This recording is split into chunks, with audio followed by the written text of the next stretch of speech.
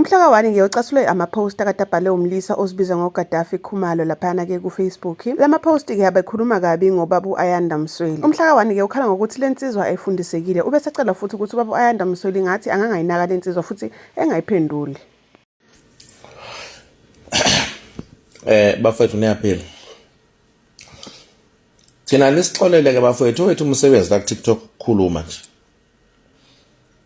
Asiwona ama-influencer. Ibhade ngaba nalo uthi omunye ubhuti mengifonela izolo lo bhuti obengifonela ukhanda ama product okuclean yabo insipho yini kanjalo. So seyangifonela ke uzama ukucheck ukuthi mhlamba bekho nabantu engibaziyo angakwazi ukuthi abasupply because ibusiness lakhe beli based eMpumalanga then wasuka wafudukela eGoli nxa yetoho ke so eGoli akhambi kahle. Sesiyakhuluma ke cha ngiyamphendula indlela engimphendula ngayo ke usethi ke kimi yazi ukuthi mfowethu inkinga yakho lo TikTok okuwo akusewona abantu abafana nawe indlela ohlezi ukhuluma ngayo ayihambisani nendlela abantu abaningi abenza ngaku TikTok. Abantu abaningi ku TikTok ba bias kakhulu. So lesikhathi ukhuluma wena into engekho bias wena ogcina uvela ngazi ukuthi wrong kanti ngoba ukhuluma into abantu abaningi abangafuni ukuyikhuluma even though beyazi. Ngwabongele lawo magama kuloya mfo. Nakho la ngikhona. Ngizoxolisa kakhulu bafethu ukufaka isithombe sika BK umfo kaMchunu. Iqhawe ke leli sike saba nalo siKwaZulu Natal, iqhawe sike saba nalo South Africa. Iqhawe esike saba nalo indima kaMaskandi. So ke angeke phela sigqibe imisebenzi yakhe sithi hayi ngoba manje akasekho ngesisakhuluma ngaye nasemndenini nje ngifisa ukuthi beqonde ukuthi hayi ngoba sisuke siqonda ukuvusa amanxeba kodwa sisuke sizama ukuveza nokugqugquzela ezinye izinto ezithize esizibona zifa ezayiqaliwe lamadoda nezayiqaleke ngesikhathi salamadoda. Umfo kaMchunu siyakhumbula ukuthi uthe mesishiya abafowethu kwabhlungu kakhulu ngoba ukushiya kwakhe kuzumile. Even though kade umuntu obehlala ngokugula kodwa nje kube into eyokuzuma ngoba akukhona ukuthi ubeselele esibhedlela inyanga neminyaka esesibhedlela. But kwathi makukhuluma most yabantu abama close friends akhe nabantu akade ephila nabo abaningi babo bakhala ngento eyodwa. Bakhala ukuthi umfo kaMchunu kumlimazile kakhulu ukucabangela nokuzwela abanye abantu nokuthi ngaso sonke isikhathi acabanga ukuthi omunye umuntu engasizakala kanjani. Lokho kumholele ekutheni egcine seyikhohlwa yena ukuthi yena ubani noma naye uyakudinga lokho okudingwa yilabantu yena abacabangelayo. Bakuveza abanye abangani bakhe abaningi ukuthi into abakhala ngayo babona imlimazini uBK kakhulu ukuba nozwelo ukuze kweqe nabanye abantu egcine seyikhohlwa yena okuthe lapho yena esedinga bona abantu bona base beyaqhela kuye ngoba vele sebaze bakufaka emqondweni ukuthi yena ustrong noma kuthiwa kwenzakalani ustrong. Kanti ayikho ke bafowethu into enjalo. Angeke ke sivume thina siyiSouth Africa ukuthi siphindwe induku eyodwa ngendlela efanayo. Kunobaba uMsweli bafowethu. Ubaba uMsweli indoda eyaba nesibindi emva kweyigameko negigaba eziningi ezifica umuntu njengomuntu empilweni endleleni yokuphila kuneyindlela neyikhisi. Yayithenye imoto eyinsizwa yakwambatha elimale eMatuba nje eyadi iona eyadutshula eMatuba kucishe kulo kanyaka ka2023 yayinemoto eyibhalwe umhlaba uneyikhisi. Wawungeke uyiqonde le nkulumo uma uyingane kodwa yayikhuluma konke mayithi umhlaba uneyikhisi ngoba kwakuphoqa ukuthi wazi umnikazi wale moto ukuthi indoda enokwehlelwa zigigaba eyinjani empilweni. Yabona khuluma ngendoda ke lapha kwakuyindoda indoda kwakuyindoda leya kwakuyindoda ngempela leya nake hayi indaba yokudlala lungile ngikho ke lapho kakhulu. So kunobaba uMsweli bafowethu. Ubaba uMsweli indoda enesibindi kakhulu. Isibindi sika baba uMsweli sizokwenza ukuthi iSouth Africa igcine imkhohle yena uMsweli qobo lwakhe ukuthi naye uyaludinga uthando nokwesekwa abantu nabahlali base South Africa. Ubaba uMsweli ke niyamaza ke umuntu oyicash akena nje umuntu wathiwa usethe hayi mhla wanihamba uyokhuluma cha sikhuluma ngoba sibona isidingo. Sikhuluma ngoba sibona isidingo. uwenye yamadoda bafowethu eyidingayo kakhulu isupport yethu siyabantu, uyayidinga isupport yethu xhwanguxhwangini eyifana nalomfana lo mfana ngiyambuka uyipostile ku Facebook uzuyachoma uchonyiswa iuniform yena ngokomqondo wakhe wobungane uchonyiswa iuniform engikhola ukuthi angazi ukuthi ubaba uMsweli wayigqoka eminyakeni emingaka edlule wadlula futhi kuyo engasuki nakuyo mhlambe esuka kwiuniform yombutho ewezokuvikela okuwusande ngalo kwasekuvele kuwusandef kodwa nje SNDF umbutho wamasosha wasuka lapho waye kwamaphoyisa wasuka lapho ehlela kwamaphoyisa kamasipala wasuka lapho wakwa traffic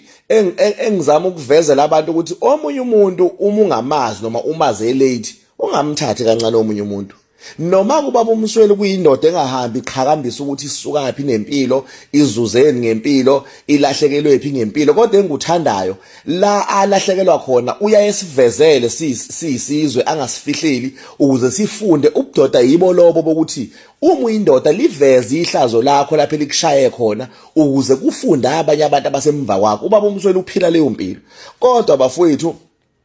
South Africa nje ngike ngibone mina ngiyakhumbula ngibona enye ivideo eshuthwa kwafika omunye ubaba afika athi Msweli imali yebhakede le wafaka u1000 ebhakedeni wathi Msweli lena ungayibali imali yakho mfowethu kapetrol wakho uhamba wehla wenyuka uhamba ubuka inkinga zabantu mfowethu lene kapetrol nongalo wayifaka ebhakedeni wayeseshilela nongalo eyakho mfowethu kapetrol ukuthi ubheke indlela zakho ngopetrol bese kuzoqhamuka ingane njengale izobhala ithuka umuntu omdala ibhale lento eyibhalile phela kwezinto eziningi esizibonayo eziphathekayo ezenziwe ubaba uMsweli engathathi intweni ethatha kuleli ibhakede eyinhlangano engenzi inzuzo iMsweli Foundation ayenzi inzuzo kodwa kusuka kulabo 10 rand babantu ebese kuqhamuka ingane izokhuluma kanje ngoba ikhulunyiswa iuniform makuwukuthi yiyo ngempela lena eyiposte lapha so imessage yami bafowethu ithi siswela amandla ingane zakwethu amandla siweswele ukuba amandla sinawo lo yababa akadingi ukuthi simkhohlwe kakhulu siyiSouth Africa ngoba so gcina simkhohlwa vele ngoba indlela yena anake ngayo inkinga zabanye abantu yenza thina abantu sibone ngathi ustrong ngakho konke empilweni kanti akekho strong ngakho kunezingane uMsweli unengane uMsweli enye ingane kaMsweli ifunda khona isesikoleni high school enye ingane kaMsweli ngicabanga ukuthi ivama baseduze kwakhe isebenza naye eduze kwakhe unengane uMsweli njengawo wonke umuntu onengane so noma yini ekhulunywa kuye njengomzali ucabanga izingane zakhe kuqala ukuthi kaze enganeni yami lento noma mina ngaba strong mina njengami ke kodwa enganeni yami ithini lenkulumo ebhalwe lo mfana la ithini enkulumo ebhalelwe bafowethu ezinye izinto asike sibambisane kuzo ningayibuka nje lento ngokuhleka hayi vele but this is beyond control lokhu akusekho esigabeni soqhawe lami lokhu sekukwesinye isigaba lokhu esingase siwona umdlalo ungajabula wena ngoba kungakathukwa wena futhi mina nguwomunye wabantu ubaba uMsweli engikubethwa nginayo indlela engabe ngiyamnxenxa ukuthi ngiyacela into angayiphendule angamane adile nayo ngenye indlela maye nayo indlela yokudila nayo kodwa hayi ukuthi ayiphendule angayiphenduli ku social media kodwa abe nendlela azodila nayo ngayo ezobuyisa sonke lesithunzi sakhe esidicelwa phansi ilengane ngoba ingane yithukele lento le amasimba nje yabo amasimba nje yes yabona lento ye social media izosilimaza kakhulu yebo impilo zethu seyincike kakhulu ku social media yabona ipolitiki isisilimazile ubuntu asisenabo yabona lento yoqhawe lami edalwe ilegend kaMaskandi isisilimaze kakhulu isisilahlekise kakhulu asayibona noma sesifathuza noma sesibhe sekuphilela ukudefenda nje yazi nezinto engawakho umqondo sekadefendwa nje asabona umunye sekhamba nomona noma onzalani sisilimaze kakhulu lento yoqhawe lami ngibuka la kulokho ukuthiwa ubaba Msweli this and that ube wrong fanele yoxolisa kwenzakaleni ngani bafowethu ake ningibalansiseni kuphi lapha abe wrong khona